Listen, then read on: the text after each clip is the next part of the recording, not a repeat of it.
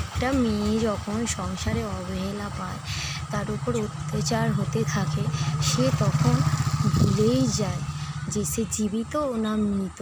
তার স্বামী বলে, কী কাজ আছে, তুমি এই কটা কাজ সেরে বসে একটু রেস্ট নিতে পারো না?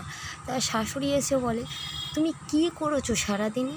আমিই তো বিকাল থেকে এসে সবই সারছি। এই করে সেই মেয়েটা নিজেই একদিন ভাবছে বসে যে আমি সত্যি কিছু করেছি না করিনি। সে নিজের মনের মধ্যে ভাবে আর কাঁদে যে আমি কোথায় আছি, আমি বেঁচে আছি, আমি এই জগতে আছি না নেই।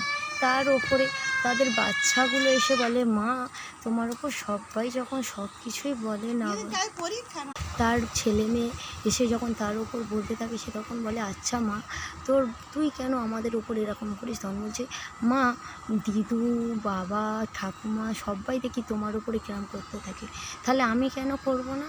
তাহলে